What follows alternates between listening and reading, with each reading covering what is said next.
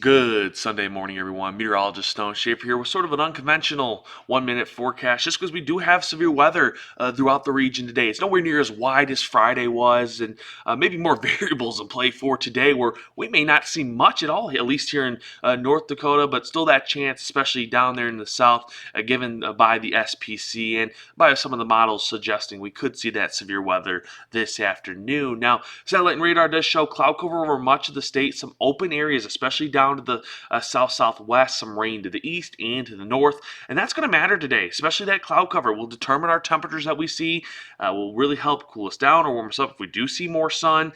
That will make a big difference this afternoon of who could see that severe weather and who may end up being a little bit drier and less loud. As we could say. Temperatures right now, mid to lower 50s to the north. You move down to the south, getting mid to upper 50s, some lower 60s into northern South Dakota. And highs this afternoon still have some change in them a little bit. 50s and 60s up to the north. You move down to the south. Again, you're seeing mid to lower 70s. But if the cloud cover sticks around, we may not get to these highs today, and that would lower instability, would give us less chance of that severe weather. Get those areas in the mid 70s, and you're getting more chances of that severe weather. So if we do warm up higher than these highs because that sun does start to shine right around midday, we could see a little bit more instability into the system. The SPC, though, has given us this marginal risk down to the south central into northern South Dakota for Corson, for Sioux, Grant, Morton, Burley counties.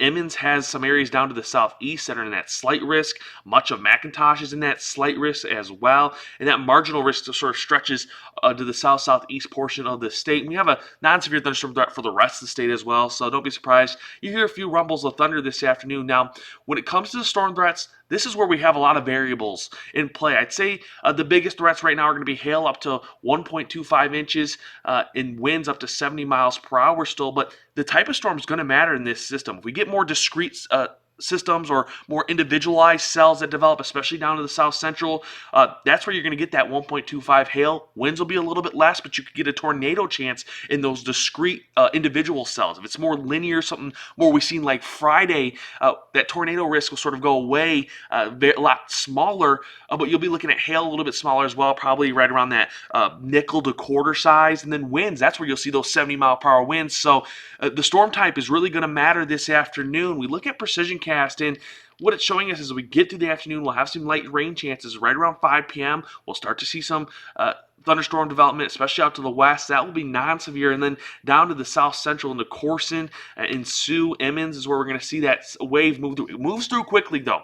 And again, storm type will mean everything in this of what you see. If you get, again, those discrete cells, it's going to be more of a hail, maybe a tornado chance. If it's more linear like Friday, it's going to be winds and smaller hail, but still hail.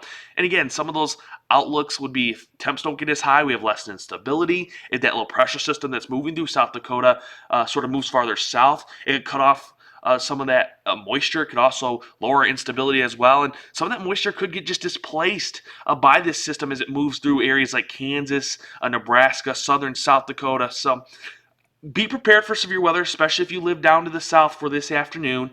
But it may end up shifting a little farther south, a little farther east, and I don't think people are going to be upset about that if that hail chance does miss you today. And then after that, we look to have a dry Monday, some light chances of rain late in the day down to the south-southeast, and then Tuesday, another light chance of rain, but many could see the sun. Looks like we'll stay drier at times next week. Still get some rain chances, though, on and off.